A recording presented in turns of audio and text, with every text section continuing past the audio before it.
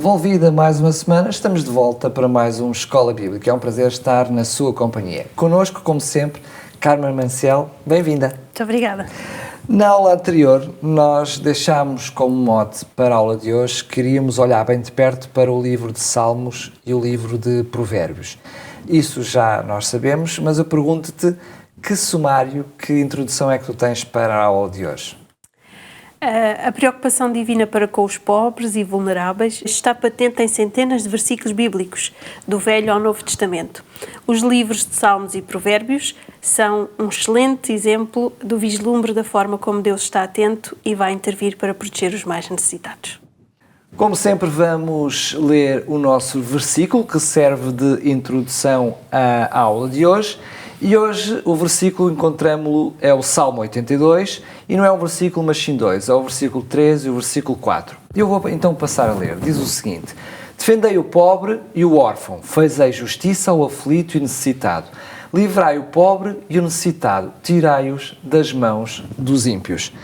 Carmen, como é que nós podemos olhar para o livro de Salmos e encontrar nele esperança para estes aflitos e estes oprimidos? Nas lições anteriores, sobretudo através dos exemplos deixados pela experiência do povo de Israel, nós já nos apercebemos que estamos perante um Deus que ouve e um Deus que vê as pessoas que estão angustiadas e com problemas. Isto já de si é uma notícia magnífica para todos aqueles que nos escutam e nos acompanham. O livro de Salmos ficaram registados diversos clamores de pessoas que estão nesta classe de oprimidos, que viveram experiências de injustiça, e este livro é então um livro por excelência, onde se apresenta de facto como fonte de esperança para os oprimidos. No Salmo, por exemplo, porque há muitos salmos, são 150 no todo, eu vou pegar no Salmo 82, nos versos 3 e 4, que deixam de ver que quando os homens não vivem segundo os preceitos divinos, os padrões de injustiça e de opressão instalam-se com facilidade, como nós já vimos até aqui, levando até mesmo os mais influentes e ou os líderes a preocuparem-se apenas para satisfazerem os seus interesses, as suas satisfações pessoais, negligenciando os necessitados que os rodeiam. Podemos ler a manifesta preocupação com os mais vulneráveis, neste Salmo 82, quando ele diz, na realidade, fazei justiça ao fraco e ao órfão, procedei retamente para o aflito e o desamparado, socorrei o fraco e o necessitado, livrai-os das mãos dos ímpios. Portanto, são reptos que Deus nos deixa. E na perspectiva do salmista, a justiça de Deus deveria servir para dois aspectos, essencialmente. Primeiro, de modelo para a forma como os juízes deveriam agir. Sabíamos que na sociedade em que viviam, infelizmente isto não é exceção, porque ainda hoje acontece em muitas sociedades, a corrupção ao nível da justiça era muita, e muitas das pessoas que viviam em opressão, na realidade, quando chegavam aos tribunais, não encontravam alívio para os seus fardos. Então a justiça de Deus, que é aqui aclamada nos Salmos, deveria servir de modelo para a forma como os juízes, que era uma realidade muito recente na sociedade que Deus estava a tentar renovar, deveria ser aplicada. Por outro lado, esta justiça tinha medidas concretas que Deus, através das instruções, nos dizia como aplicá-la. Este salmo em particular é apenas um exemplo de como se deveria dar voz àqueles que não têm, ou àqueles cuja voz, intencionalmente, porque isto acontece, foi silenciada. Então, muitas vezes olhamos para o evangelho social, já aqui vimos isto, como a distribuição de roupas, o dar mantimentos, esquecemos a grande importância que esta dimensão. Há uma palavra que nós dificilmente traduzimos para o português, que é advocacy. Os brasileiros ajudam-nos na tradução e falam em advocacia social. E nós muitas vezes esquecemos desta dimensão, já que o referimos nesta escola bíblica, mas as Sagradas Escrituras, isto é uma curiosidade, têm 2103 versículos que nos falam da justiça social. Isto é um peso esmagador. 2103 versículos sobre esta noção, sobre o peso da justiça social. Estas referências deveriam-nos fazer pensar seriamente que nós temos que levar mais esperança e mais alívio àqueles que estão à nossa volta, usando a misericórdia, usando a bondade, usando a justiça de Deus, que está registada em Salmos. Isto deveriam ser os nossos pontos de partida. Às vezes as pessoas dizem que o trabalho da ação social nos distrai do foco que deveria ser levar as pessoas à salvação. Ouço muitas vezes as pessoas dizerem isto, que pela ação social andamos entretidos. Às vezes acontece o contrário. Estamos tão preocupados com normas, estamos tão preocupados com o cumprimento à regra de tudo aquilo que está escrito, que nos esquecemos de ser compassivos, amorosos e bondosos com aqueles que nos rodeiam. E, portanto, é um repto que fica aqui lançado para todos aqueles que nos ouvem, todos aqueles que nos escutam e que querem estudar mais sobre esta temática. Nós devemos ter tempo para fazer as duas coisas. Levar salvação, mas conceder refrigério físico àqueles que necessitam e que estão ao nosso redor. Dizia eu então, portanto, que este livro de Salmos não encerra sem enfatizar a importantíssima ação de Deus para com os mais desfavorecidos e que deveria ser imitada por cada um daqueles que se diz cristão. Fazer justiça aos oprimidos, dar pão aos que têm fome, libertar os encarcerados, dar vista aos cegos, levantar os abatidos, amar os justos, guardar os peregrinos, amparar os órfãos. Pronto, a lista é interminável. Infelizmente, nós temos todas estas necessidades à nossa volta. Não precisamos de sair para longe, para terras longínquas. Nós temos isto tudo à nossa volta. Sejamos líderes ou não, nós não podemos ficar indiferentes ao chamado que Deus nos faz. Se, por um lado, podemos dizer que o livro de Salmos é um livro de esperança, também podemos dizer que também encontramos no livro de Provérbios a mesma esperança, mas encontramos mais, também encontramos a misericórdia, não é? Na realidade, encontramos esta aplicação prática da misericórdia de Deus para com os necessitados. O livro de Provérbios é um livro riquíssimo. Se nós analisarmos até alguns dos ditos, os nossos ditos do dia-a-dia, ou mesmo as chamadas verdades de senso comum, nós vamos ver... Os ditos populares, exatamente, que são inspirados no livro de Provérbios. Isto é interessantíssimo, porque muitas vezes até pessoas que não ligam às Escrituras, sem se aperceberem, estão a usar provérbios bíblicos. Isto é realmente muito interessante. Porquê? Porque neste livro nós encontramos reflexões sobre a pobreza, a riqueza, o contentamento, a tristeza, a justiça, a injustiça, e de uma forma verdadeiramente sábia, o autor deste livro alerta-nos para diferentes circunstâncias e escolhas que acabam por afetar a forma como cada um vive. É verdade que as necessidades, por vezes, surgem devido a circunstâncias, às circunstâncias em que nos encontramos, a más escolhas que fazemos, a uma má gestão, ou então a situações de injustiça e de exploração. Portanto, temos estes contextos. Sejam quais forem os contextos, ou mesmo independentemente dos erros que as pessoas cometam, não deveriam ser oprimidas nem exploradas. E o livro de Provérbios é muito claro e expressa e apela à misericórdia para com os necessitados. Por exemplo, no capítulo 19, no versículo 17, diz assim: quem se compadece do pobre, ao Senhor empresta. Também já vimos aqui esta noção de que quando estamos a fazer o bem, é ao próprio Deus que nós estamos a ajudar. No fundo, estamos a ser cooperantes da ação divina. Ou, indo buscar um pouco aquela noção de advocacia social que falávamos há pouco, o capítulo 31, verso 8, abre a boca a favor do mundo, pelo direito de todos os que se acham desamparados. Temos aqui reptos muito claros do autor de Provérbios de que nós deveríamos incorporar esta ação no nosso dia-a-dia, em tudo aquilo que nós fazemos. Carmen, permite-me fazer uma pergunta bastante direta, no que diz respeito até ao próprio funcionamento da ADRA. Como é que a ADRA em Portugal olha para estes textos bíblicos, para esta realidade que tu nos apresentaste agora, como base e orientação para a sua área de intervenção e, por outro lado, para mitigar estas desigualdades sociais? Só aqui recordar, para aqueles que não nos acompanharam no primeiro estudo, que a ADRA é a Agência Humanitária da Igreja Adventista do Sétimo Dia e a ADRA, na realidade, busca orientação bíblica sobre aquela que deve ser a sua ação. Porquê? Porque um dos princípios diz que nós devemos promover o amor e a misericórdia de Deus junto daqueles que nos rodeiam. Também já aqui frisamos que, infelizmente, os pobres não deixarão de existir na Terra e, por isso, o nosso trabalho é necessário.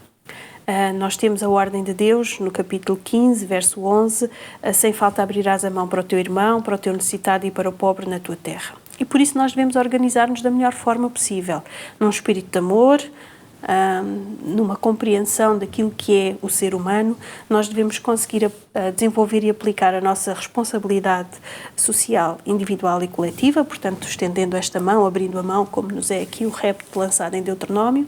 Devemos criar respostas sociais pertinentes para as comunidades onde nos encontramos inseridos. Isto leva-nos à ideia de serviço.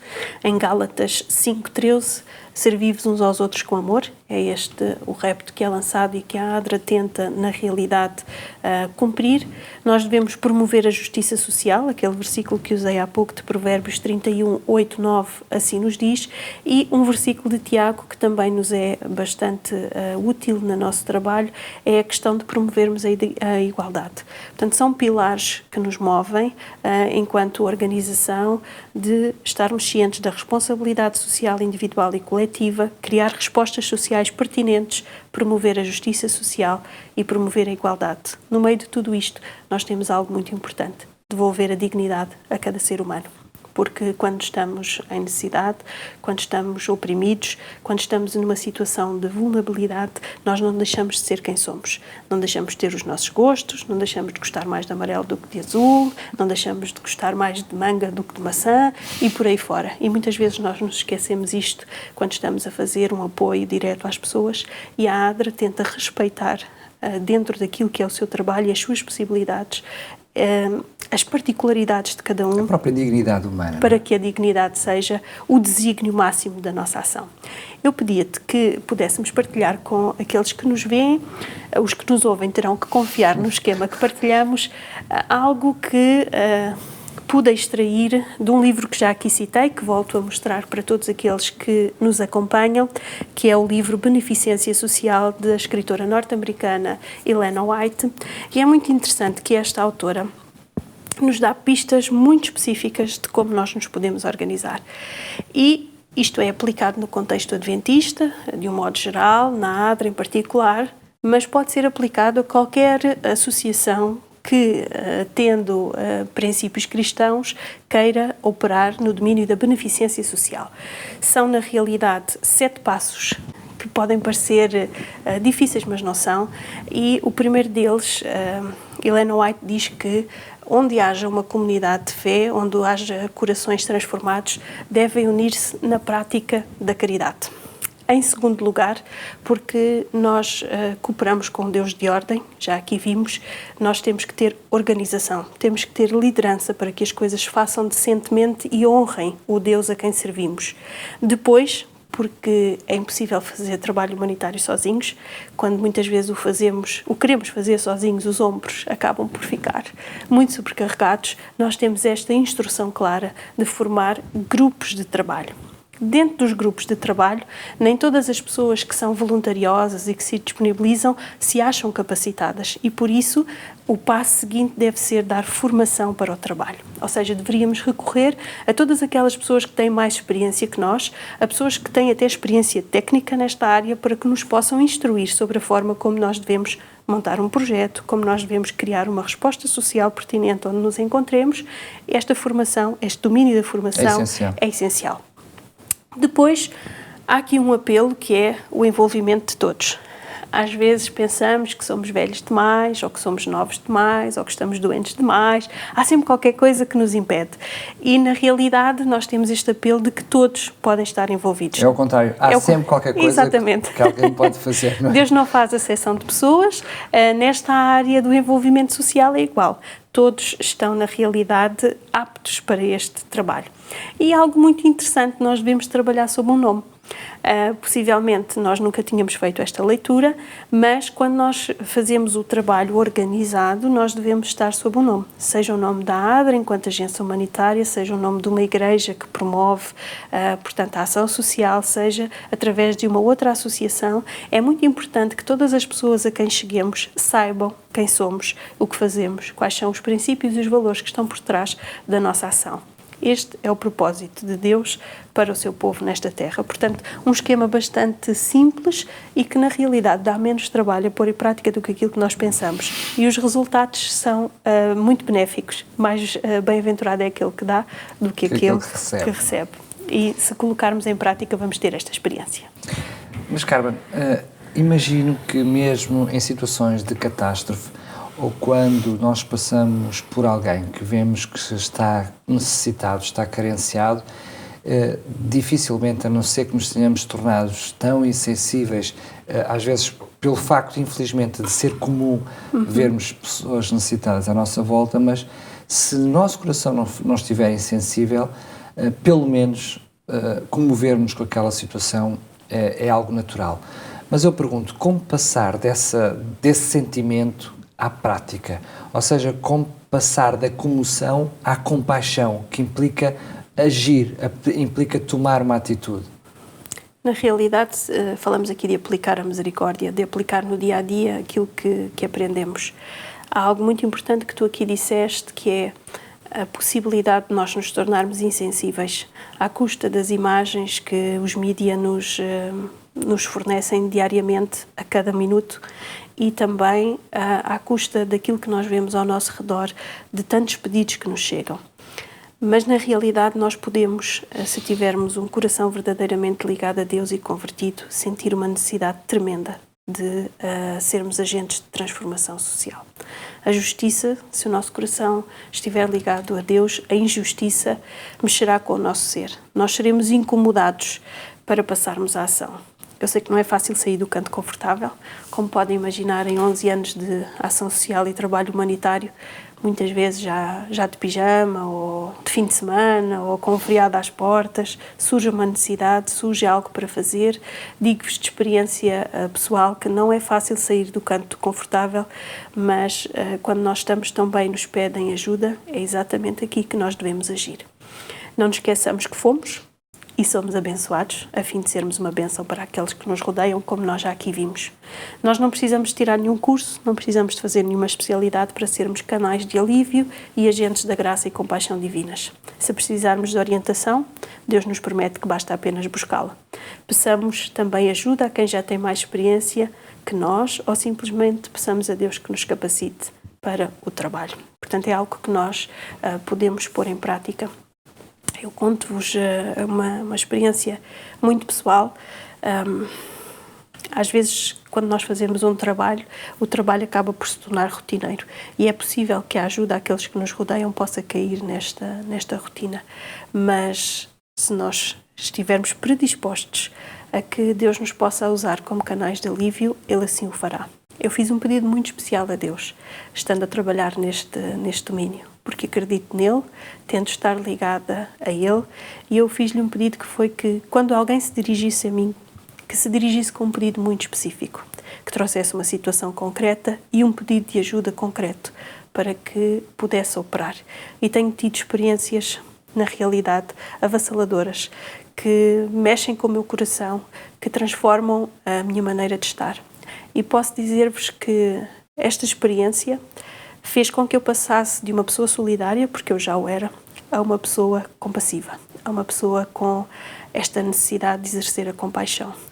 Porque nós podemos ser solidários, repito, sem sermos compassivos, sem termos o amor na realidade no nosso coração, e isso faz toda a diferença. As experiências seriam inúmeras aqui que eu vos podia contar, mas deixo-vos apenas este mote geral de que nós podemos e devemos empenhar-nos em sermos a mão ajudadora de Deus. Que isso seja uma realidade não só na tua vida, mas na minha vida, na vida de todos nós. Um coração ligado ao céu, para ser um coração também ligado uns aos outros, sobretudo àqueles que mais dele carecem. Chegamos ao fim de mais de uma aula, mas ainda temos muitas aulas pela frente com esta temática, com este mote. Depois de termos visto como é que o próprio Deus atuou junto da humanidade, vimos como Jesus também se preocupa com esta humanidade e com os demais. Olhámos também para dois livros específicos nesta aula, como Salmos e Provérbios nos dão indicações muito claras para a forma como nós nos devemos importar uns com os outros. E na próxima aula vamos ver como Deus não desiste desta humanidade. Se mais necessidade for necessária, passando a redundância, Deus, percebendo que as coisas não estavam bem, decidiu colocar cá os profetas, aqueles que ouviam diretamente aquilo que Deus dizia e levavam essa informação ao seu povo. Vamos analisar como os profetas também tiveram um papel muito importante, com lições muito importantes para cada um de nós. Mais uma vez me despeço, desejando-vos que possamos estar juntos na próxima aula, se Deus quiser.